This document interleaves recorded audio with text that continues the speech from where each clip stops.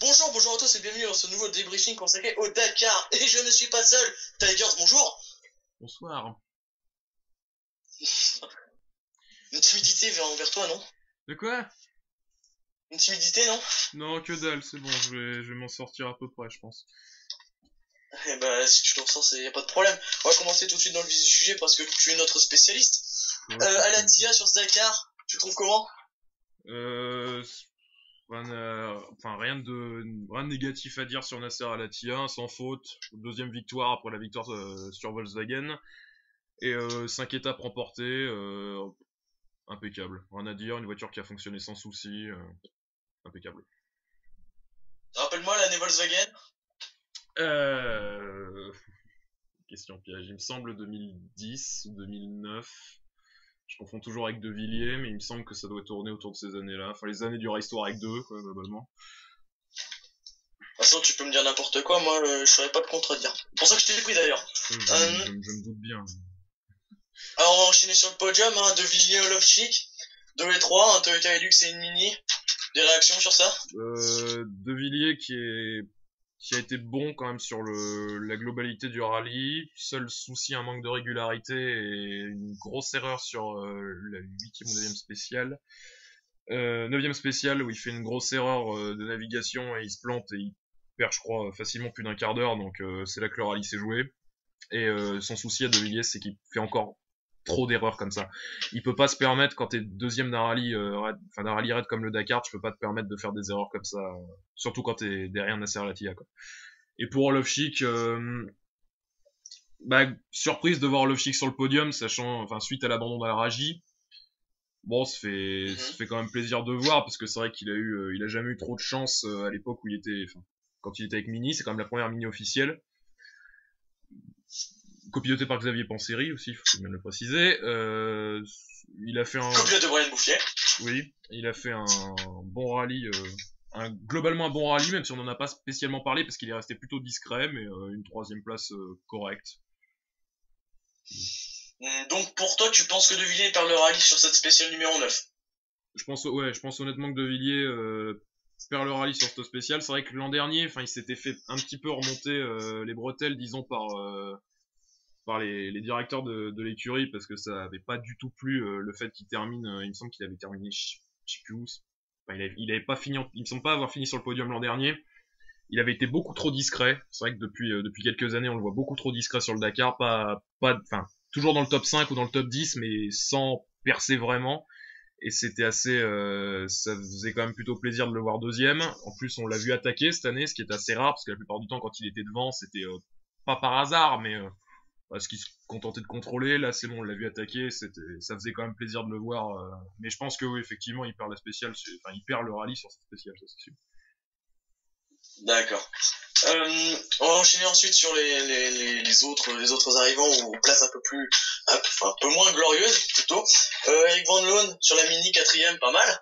Rick Van Loon, ouais, bonne quatrième place, lui qui a eu beaucoup de soucis. Enfin, je me souviens pas exactement de ses résultats. Je me souviens de l'an dernier, il me semble qu'il avait terminé autour de la 27e place avec sa voiture préparée chez Webers, son HRX Ford, qui était sur base de Racing Lancer. Il a décidé d'acheter une Mini pour cette année. Il avait déjà fait de bons résultats sur la saison de Rally Raid, de ce que j'avais pu voir, quelques podiums. En plus de sa saison en rallye néerlandais, un peu semi-saison dans le sens où il a fait que quelques rallyes sur la Fiesta cette année. Mais c'est génial finalement de le voir quatrième parce que pour un pilote amateur comme ça qui a en plus acheté une Mini entre guillemets qui est une sous-Evo, c'est pas une Evo comme à la TIA. Olofschick n'a pas une Evo non plus je crois, mais Olofschick est un pilote officiel. Là c'est quand même une Mini totalement privée, engagée par la Team X Dakar, donc c'est vrai que ça fait plaisir de le voir, ça fait vraiment plaisir de le voir quatrième quoi. Ouais, je me doute. Enfin, tu viens de parler de la saison Rally Raid, mais enfin moi qui suis un peu novice dans ce domaine, quelques rallyes que tu connais de cette saison Rally Raid, hormis le Dakar qui est le plus connu. Je me souviens du rallye du Maroc. Je sais pas exactement si le rallye de Tunisie est encore organisé. Mais ouais, l'Africa Eco Race compte pas dedans parce qu'elle tombe en même temps que le Dakar. Mais ouais, je me souviens du rallye du Maroc et peut-être du rallye de Tunisie. Je sais pas si ça existe encore, mais j'ai pas d'autres souvenirs d'autres rallyes. J'aurais dû me renseigner avant. Ensuite, on va passer Ten Brink, Toyota 7ème. Qu'est-ce que t'en penses? Alors, t'as noté Ten Brink 7ème. Juste avant, bon, je vais faire une aparté vite fait sur quand même, 5ème place, vu que il me semble que je l'avais pas signalé non plus dans ton compte rendu. Vassiliev, le russe, sur sa mini non officielle aussi, il me semble, quoique, je sais plus, qui termine 5ème. Il a fait un bon rallye aussi avec quelques podiums sur certaines spéciales, notamment une victoire de spéciale dans la 5ème. Et également une 2ème place sur la 12ème et une 3ème place sur la 9ème, enfin des bons résultats corrects. Il a sa place, sa 5ème place est correcte.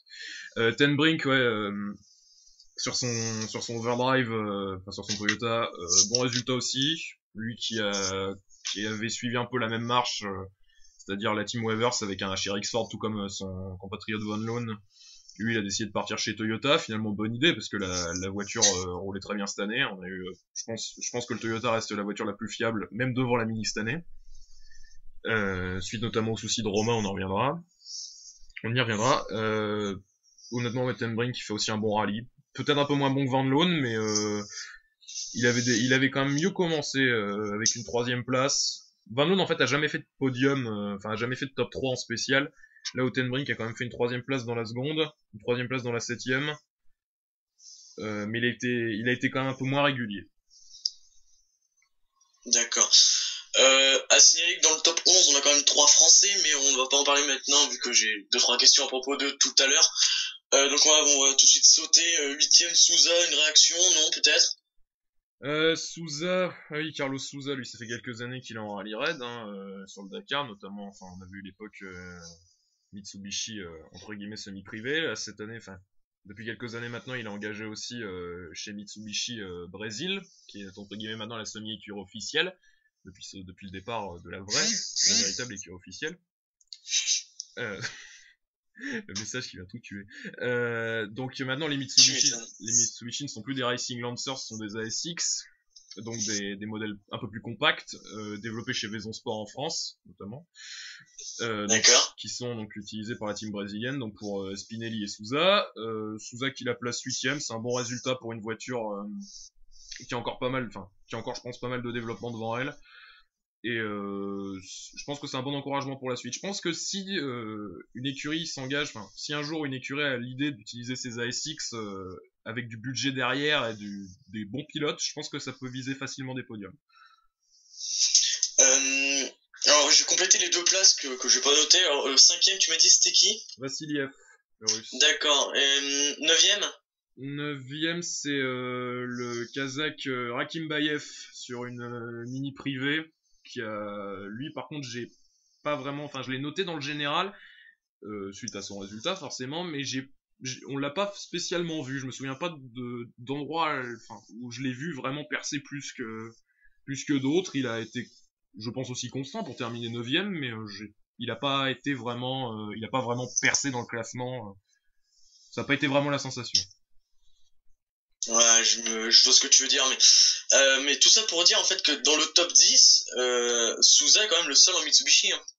Ah bah, les Mitsubishi maintenant sont de plus en plus rares sur le Dakar, il en reste encore quelques-unes, peut-être même d'autres, il y en a sûrement un peu plus en bas, mais qui sont pas utilisés par des pilotes que j'ai notés, parce que c'est des voitures un peu plus privées.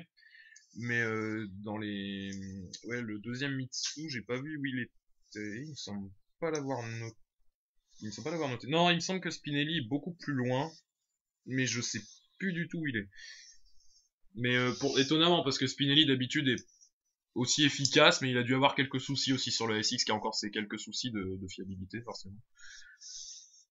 Ouais, pour une voiture privée, ça peut être compréhensible. Ensuite, 11ème, on a Peter Hansel, mais on va y revenir plus tard.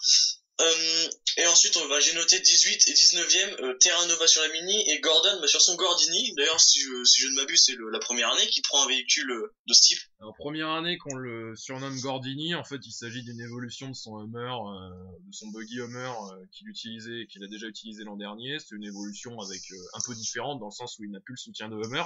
Il a décidé totalement de se retirer de Hummer, ce qui fait que du coup, il a dû lui trouver un nom. Bon, il a pas été très loin, il a cherché son nom, il s'est dit que ça pouvait faire classe Gordini. Pourquoi pas? Bon, après, il n'y a pas vraiment d'hommage possible. Bon, à moins qu'il ait calé un moteur Clio dedans, mais ça m'étonnerait.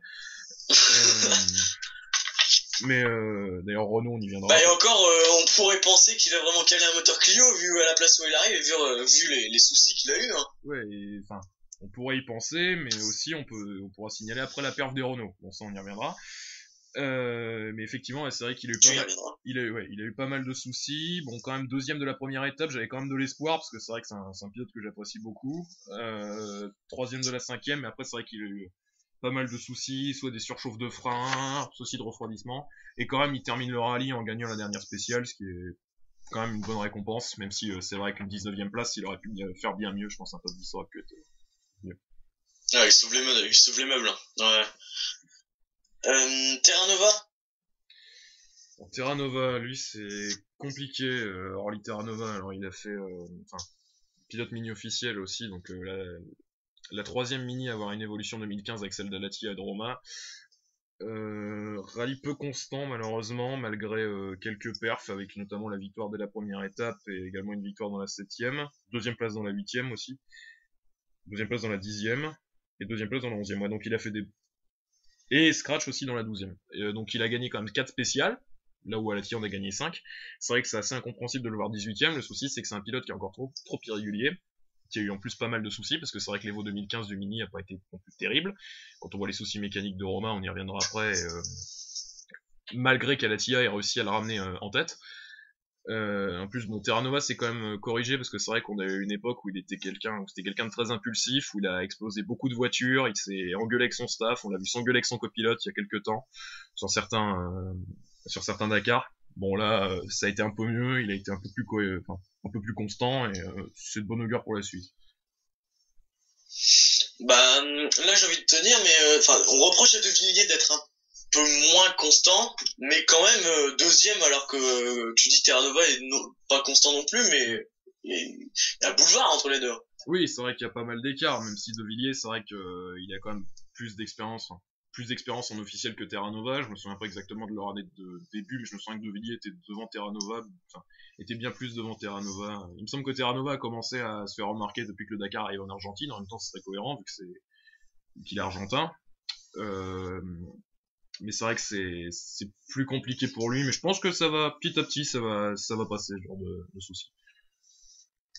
D'accord. Ensuite, on va passer au fait marquant de la course, donc qui est notre deuxième thème de ce débriefing. Spécial numéro 1, souci mécanique pour l'ex-vainqueur, hein, je crois. Ouais, le vainqueur de l'an dernier, Nani Roma, qui a eu beaucoup de soucis de la première étape, après à peine, je crois, même pas, après quelques kilomètres, soucis mécaniques, soucis de moteur, il perd 4 minutes, il perd déjà son Dakar là, faut se le dire clairement, le Dakar il était déjà perdu. En plus, il a pas 4 heures, tu veux dire 4 heures. Ouais, 4 heures. 4 heures. Il a perdu son Dakar clairement là-dessus. Et puis, sans parler de la spéciale 10, où finalement, il a une ornière qui est pas signalée sur le roadbook, il part à la faute et il prend un caillou, il part en tonneau. À défaut de pouvoir appeler l'assistance, il s'appelle Garin Chichrit avec son buggy Jeffries, on y reviendra peut-être après, qui essaye de le remorquer, finalement lui aussi pète son embrayage, parce qu'il n'a pas été à l'abri des soucis non plus. Et du coup, c'est le camion d'assistance qui est venu le remorquer, ils ont essayé de reconstruire la voiture, mais il a perdu trop de temps et zappé trop de checkpoints, ce qui fait que la direction de course n'a pas laissé continuer. D'accord. Ensuite, spécial numéro 9, De Villiers. On en a parlé un peu plus profondément en début de débriefing. Donc on l'a dit, hein, c'est là qu'il perd le rallye, et pour toi c'est là qu'il perd le rallye, et c'est là où Alatia le gagne, forcément.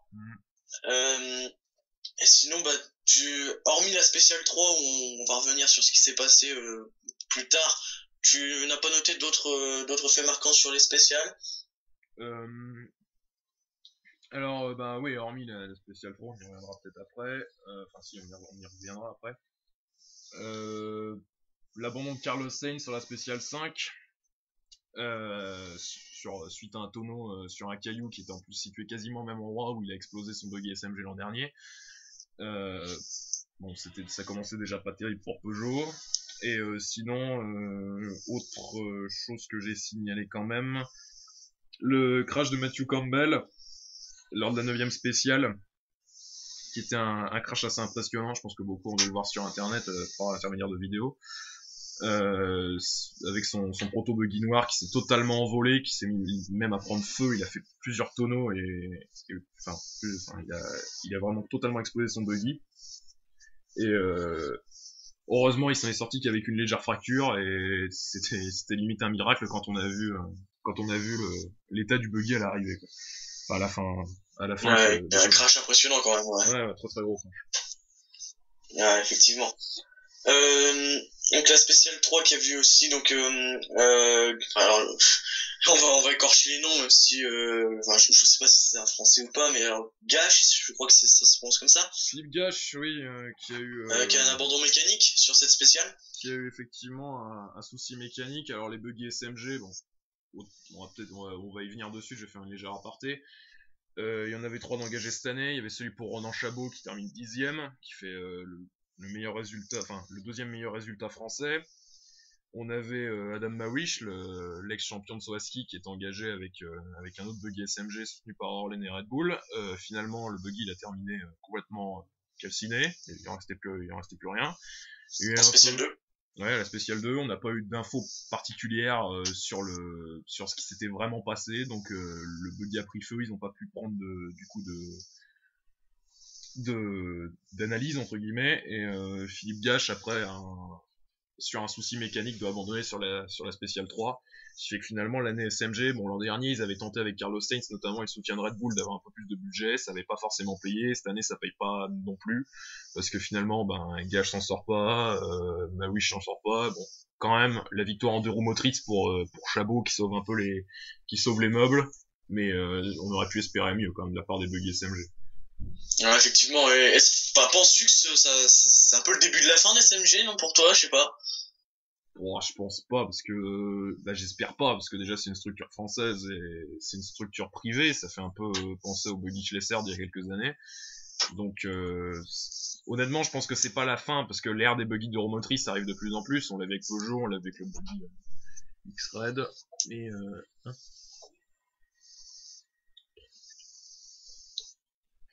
mais c'était je pense que SMG est loin d'être en retard là-dessus, parce qu'ils ont quand même des buggy qui sont d'habitude fiables, il n'y a pas trop de soucis à part quand c'est des accidents. C'est vrai que cette année la Evo était pas terrible, mais ouais, c'est vu que l'ère des buggy d'Euromotrice arrive, je pense que c'est loin d'être la fin des SMG, et j'espère. D'accord. Ouais, on espère, hein, mais bon, en vue des performances, on peut se demander. Hein. Oui, on peut se le demander, ça, c'est clair. Ensuite, on enchaîne spécial numéro 10, abandon d'un Français, Romain Dumas, boîte de vitesse cassée. Des réactions sur ce, alors là aussi, sur ce fait là aussi, en termes de buggy d'Euromotrice, on enchaîne avec une autre structure française, la structure MD, qui a engagé beaucoup de buggy, 5-6 je crois, avec notamment Romain Dumas, qui a été un peu la sensation, parce qu'évidemment c'était un peu le pilote qu'on a retenu. Bon, moi j'ai retenu aussi le nordiste Dominique Ouzio, qui a fini 35ème, et Albert Liovera aussi, qui termine 41ème. Dumas, bon, il tentait pour la première fois, il avait bien apprécié déjà dès la première spéciale, il était content d'être dans le top 20, et comme il a dit, il a découvert les vraies spécialités du Dakar après, c'est-à-dire les saloperies, c'est-à-dire toutes les galères, et désensaubler la voiture, les soucis mécaniques qui commençaient à arriver. Donc malheureusement, bon, il termine pas la rallye, mais il va quand même jusqu'à la 10ème spéciale. Bon, c'était correct, et avec malheureusement un souci de boîte, ce qui fait qu'en fait il a fait, il me semble, les 350 km de liaison jusqu'au parc d'assistance de la spéciale 10, juste en seconde. Donc il fallait aussi le comprendre. Mais c'était une bonne tentative pour Dumas, et j'espère peut-être le revoir un jour, pourquoi pas avec un buggy à moteur Porsche, et peut-être avec peut-être le soutien Peut-être justement avec le RD Rally Team qui pourrait se lancer peut-être dans un basse Porsche qui pourrait transformer en buggy, parce que le Porsche a quand même déjà gagné le Dakar. Et pourquoi pas un jour, peut-être pas un retour en officiel, mais juste un simple prototype, c'est vrai que ça ferait plaisir. D'accord. On va quand même accélérer un peu le pas vu que le temps commence à presser. Euh, on va enchaîner, donc spécial 10, casse suspension pour Stéphane Aurard. Un petit bricolage hein, sur cette casse qui n'a pas été très très loin, n'est-ce pas? Effectivement, j'ai suivi ça un petit peu sur...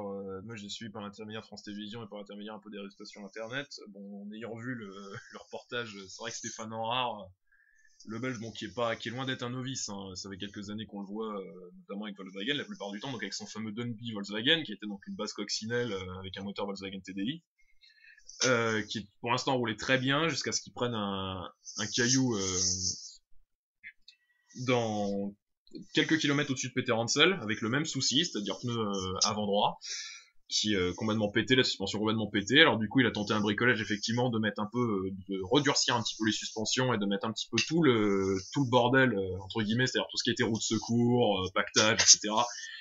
Sur le côté arrière gauche de la voiture justement pour compenser le poids, c'est-à-dire pour essayer donc justement de franchir l'arrivée comme ça et de bricoler à la distance. D'accord. Alors malheureusement, ça n'a pas spécialement payé parce que c'est même pas d'un kilomètre, le système n'a pas vraiment tenu parce que finalement, en voyant le terrain qui arrivait, le problème c'est que s'il passait trop lentement, il s'ensablait et si, enfin c'était beaucoup trop dangereux de risquer ça. Donc du coup, malheureusement, ils ont pas pu aller jusqu'à Buenos Aires, ils ont pas pu franchir l'arrivée, mais c'était quand même une bonne perf de. Pour moi, c'est un de mes coups de cœur quand même, hein, Stéphane Aurard, parce que le mec, il a quand même, c'est vraiment le Dakar comme on peut l'imaginer. C'est-à-dire le Dakar, je construis une voiture moi-même avec mes moyens et tout en le faisant sous forme de Dakar passion, c'est-à-dire vraiment sans viser un gros résultat, tout en le faisant, mais en essayant juste de le finir avec sa propre voiture, ce qui était quand même à la base du Dakar. C'était quand même la base. Donc, ça fait plaisir vraiment de voir encore des amateurs qui prennent encore ça, pas non plus uniquement pour de la compétition tournée sur l'argent, les sponsors, etc. Même s'il faut pour attirer les gens, ça c'est obligé. Ouais. On va enchaîner sur mes réactions personnelles. Bon, tu peux réagir sur ce que je vais dire, à mon avis, au moins sur les deux premiers, on va être sensiblement d'accord. Donc pour moi, Latia, c'est un sans faute, un parfait. J'ai pas grand chose d'autre à rajouter vu que je suis pas non plus le spécialiste Dakar. De Villiers, je suis quasiment, je suis d'accord avec toi. Il fait des erreurs, mais il se maintient comparé à Terra Nova qui est loin derrière. Et ensuite, je vais te laisser débattre, mais on va essayer de faire vite quand même. Ouais. On va essayer de débattre sur, pour moi, une des sensations de ce Dakar, c'est Yazid Al Raji, qui a fait forte impression. Il va être à surveiller, ce petit bonhomme. Oui, petit bonhomme pour gros compte en banque, hein, quand même. Mais Yazid Al Raji est un, ouais, effectivement, bon, on n'a pas été vraiment surpris. Enfin, j'ai été quand même un peu surpris de le voir devant, bon, sachant qu'il avait quand même déjà fait du rallye raid à l'époque, notamment avec le Hummer H3 qu'il avait racheté à Robbie Gordon. Mais il avait jamais tenté le Dakar. Là, il a tenté le Dakar, en plus il va en être à sa 3e saison en WRC 2, en plus avec l'époque Chronos aussi vite fait. Donc il était déjà très rapide en rallye WRC, ça on n'avait pas de doute. Et en rallye raid, il confirme, hein, c'est-à-dire qu'avec une voiture fiable comme le Toyota Overdrive, il s'en sort très bien, avec de super bons temps, très correct. Si une victoire de spécial sur la spéciale 8 devant Terra Nova et Latia. Et puis des résultats corrects, c'est-à-dire des deuxièmes places, des troisièmes places, ouais, des résultats corrects. Et par contre, malheureusement, la spéciale 11 on aura décidé autrement, parce que notamment c'était à une station-service où ils ont pu pousser la voiture, et qu'on a vu tous les camions assistants justement de Toyota regroupés pour faire une sorte d'assistance de fortune pour pouvoir essayer de réparer le Toyota. On a vu Jean-Marc Fortin qui était en pleurs, parce que c'est vrai qu'il était très enthousiaste par rapport à ce que pouvait faire le Raji, et ça l'a vraiment déçu. Mais par contre, il nous a déjà donné rendez-vous l'année prochaine pour retenter. Et je pense que l'année prochaine, peut-être que Toyota verra plus d'espoir en lui, et peut-être lui fileront au moins peut-être pas un véhicule officiel, mais un véhicule avec les dernières évolutions et le plus fiable possible, on l'espère. Eh ben, on l'attend avec impatience. Mm. Ensuite, on va prendre, enfin, je vais te poser certaines questions. Et ensuite, tu pourras nous détailler un peu plus précisément les autres classes. Alors, bon, Stéphane Aura, on l'a précisé, un Dakar, comme tu le dis, un Dakar à l'ancienne. Alors moi, il y a une vision qui m'a un peu troublé, c'est l'échange de guidon entre deux pilotes moto, un pilote pro et amateur. Tu peux nous en parler très vite? Alors ça, Juan Barreda, qui était leader du classement moto, sur sa Honda, forcément, Honda a décidé, par rapport à son histoire de guidon, justement, sur une spéciale, sur une étape, où il est tombé et où il a cassé son guidon, ce qui fait qu'en fait il est rentré au parc avec juste un seul manche de son guidon, ce qui fait qu'il est rentré sur une main, en essayant tant bien que mal de finir. Il est arrivé donc au parc d'assistance. Le souci, c'est qu'on était sur une étape marathon. Le souci de l'étape marathon, c'est que donc le principe, c'est que pas d'assistance, donc il faut qu'il se débrouille tout seul. Ce qui fait que du coup, il y a un pilote amateur dont je t'ai filé le nom et dont j'ai complètement oublié le nom, que t'as noté, il me semble. Demian, je sais plus son nom par contre, Demian Guiral ou un truc dans le genre, Guiral. Demian Guiral, qui est un pilote Honda Amérique du Sud, qui a dû entre guillemets se sacrifier, étant donné que c'est un pilote semi-officiel, il s'est sacrifié pour Juan Barreda et on lui a pas entre guillemets pas laissé le choix pour qu'ils doivent filer, pour qu'ils doivent prendre, qu'ils doivent donner son guidon. Et il a obéi aux ordres, il avait pas spécialement le choix, ce qui fait il est du coup reparti le lendemain. Bon, Barreda est reparti avec un guidon neuf, là où Guiral est reparti avec un guidon refait à base de tubes de fer et à l'arrache. Je sais pas s'il était à l'arrivée par contre. Et mais finalement par contre Honda a quand même dit qu'il prendrait en compensation ce genre de choses et que à mon avis il a dû recevoir une petite prime quand même d'Honda Racing, malgré que Barreda n'ait pas franchi, si il me semble qu'il a franchi l'arrivée mais beaucoup plus loin, quoique je suis même pas sûr qu'il ait franchi l'arrivée, mais je pense qu'ils ont pris ça en considération tout de même. Mais c'est normal, je trouve. Oui. Alors là, le Dakar parfait, on a déjà expliqué ça en début ou en milieu de débriefing. Au niveau français, très rapidement, on va vraiment faire ça très vite. Au niveau français, on a 10e Chabot et 6e La Vieille. Jusque là, pas de problème. 11e le premier Peugeot 2008. Peter Hansel. Justement, donc ça me permet de rebondir sur une deuxième question que j'allais te poser. Les Peugeot, très vite en quelques mots. Les Peugeot, c'est bon, ils ont montré de bonnes choses, mais la performance n'est pas encore là. C'est-à-dire que pour l'instant, ça manque de fiabilité, mais ça on s'y attendait. C'est pas avec un premier Dakar et surtout le premier rallye raid, ils n'avaient même pas fait d'entraînement avant, que ça peut fonctionner malgré les pilotes. Bon, Després, fallait pas s'attendre à ce qu'il fasse un super bon résultat. Il termine 34e, c'est bon, c'est un pilote, il sort de la moto. PTR, il fallait peut-être s'attendre à mieux. 11e place, bon, c'est vrai qu'il a perdu pas mal de temps, il me semble, c'est sur la...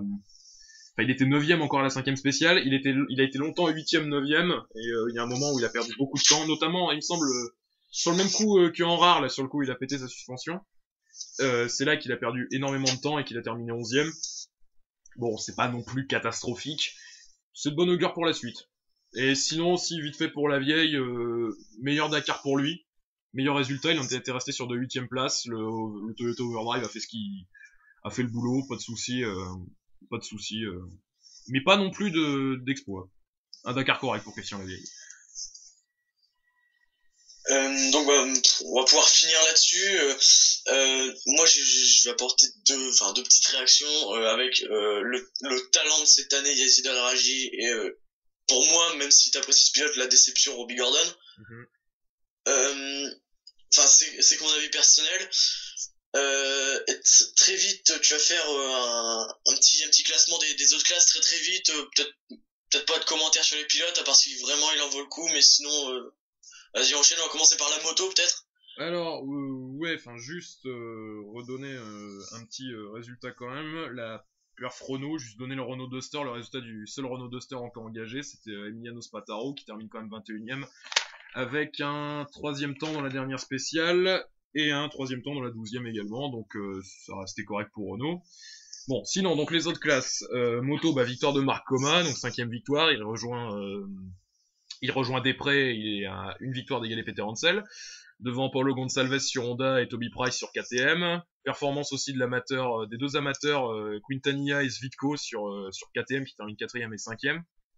Premier français en moto, c'est David Casteau, il est 7ème. Olivier Pain est 10ème. Et petite performance aussi de Laia Sanz, qui est une jeune femme qui a terminé 9ème sur Honda, qui fait donc un super bon résultat, surtout pour une femme en moto, c'est quand même assez rare. On va continuer donc sur les quads, victoire d'un nom qui ne s'invente pas, hein, le Polonais Rafał Sonik, qui gagne sur son Yamaha, devant un autre Yamaha, celui de Gonzalez, c'est le Honda de Nosiglia. Donc j'ai pas particulièrement suivi les étapes quad, à part la victoire de Christophe Declercq, qui me semble sur une des dernières spéciales, qui a été quand même bon. J'ai suivi un petit peu dans le sens où c'était un nordiste. Au niveau des camions, alors là, la mer Russie fait fort, hein. Mardaïev, Nikolev, Karginov, donc triplé Kamaz, avec en plus la 5ème place de Sotnikov, donc 4 Kamaz dans le top 5. Le seul qui arrive à s'intercaler, c'est Lopres sur son Man, qui n'avait pas un Tatra pour des raisons d'homologation cette année, il avait un Man. Et par contre, la grosse déception en camion, c'est clairement les perfs du Iveco Team de Roy, parce qu'on s'attendait largement à mieux. Garadori qui avait terminé 2ème, là il termine 9ème, et Hans Stacy qui était son coéquipier termine 6ème. Bon, c'est pas bon, quoi, clairement c'est pas bon.